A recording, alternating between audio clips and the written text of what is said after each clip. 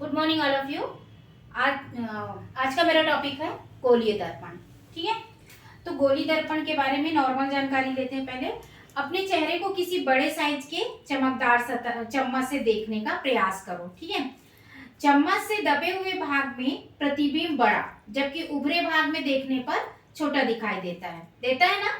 ठीक है, वहां चम्मच किसी ऐसे दर्पण की भांति कार्य करता है जिसकी सतह क्या होती है, गोलीय होती है। गोलीय दर्पण वास्तव में किसी कांच के गोले का भाग होता है। इसकी दो सतहें होती हैं, भीतरी सतह अवतल और बाहरी सतह उत्तल। किसी गोलीय दर्पण के भीतरी सतह परावर्तक हो तो उसे अवतल दर्पण, और यदि बाहरी सतह परावर्तक हो तो उसे क्या कहते हैं, उत्तल दर्पण। समझ में आया? ठीक है, अब देखते हैं अवतल तथा उत्तल दर्पण ए में दर्शाया गया है।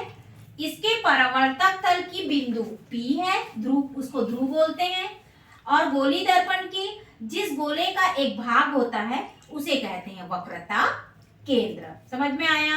तथा इसकी ध्रुव से दूरी वक्रता त्रिज्या कहलाती है।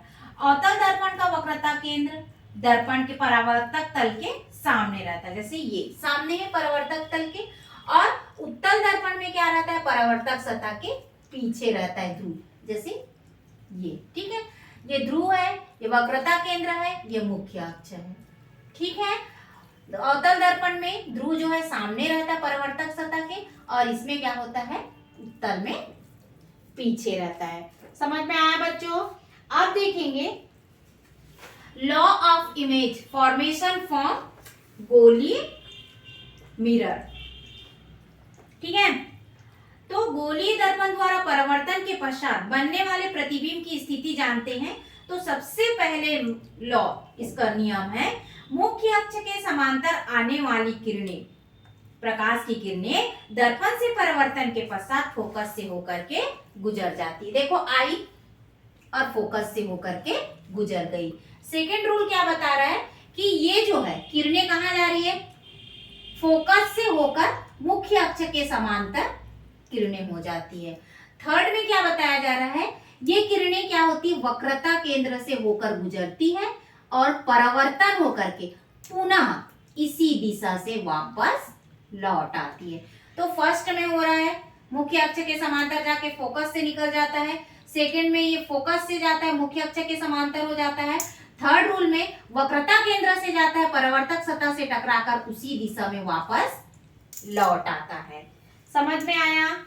ठीक है, अब क्या पढ़ेंगे, इमेज फॉर्म बाय अ गोलीय मिरर, अवतल दर्पण। अवतल दर्पण में प्रतिबिंब की रचना कैसे होती है, ठीक है, इसके बारे में जानने के लिए जो है क्या होता है, दर्पण, ये जैसे ये दर्पण है, एम और एम डेस एक दर्पण है।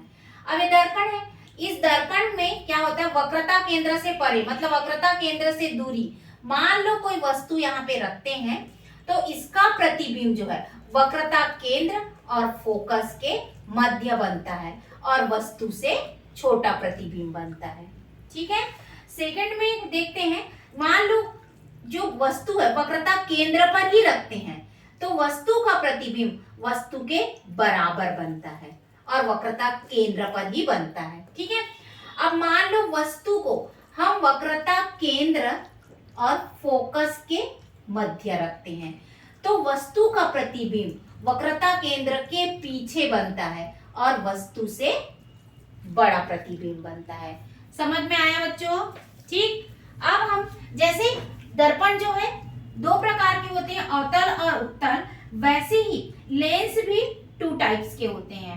वो लेंस क्या कहलाता है, अवतल लेंस और उत्तल लेंस। समझ में आया?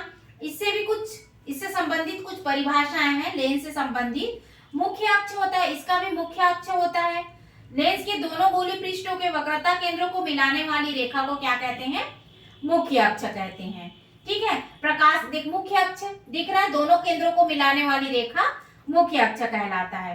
ओ जो है प्रकाश केंद्र होता है, ठीक है। मुख्य फोकस एक जो दिखा रहा है ना, मुख्य फोकस किसे कहेंगे? मुख्य अक्ष के समांतर आने वाली किरणें लेंस के निकलने के बाद मुख्य अक्ष के जिस बिंदु पर मिलती है या मिलती हुई प्रतीत होती है, मुख्य फोकस कहलाता है। फोकस दूरी किसे कहेंगे? मुख्य फोकस और प्रकाश केंद्र की बीच की दूरी को क्या कहा जाता है? मुख्य फोकस कहा जाता है, ठीक है। तो इस तरह से लेंसों से भी लेंस के डेफिनेशन हो गए, ठीक है। तो यदि आपको मेरा वीडियो अच्छा लगा बच्चों और समझ में आया आपको, तो प्लीज मेरे वीडियो को लाइक करें, सब्सक्राइब करें एंड कमेंट करें।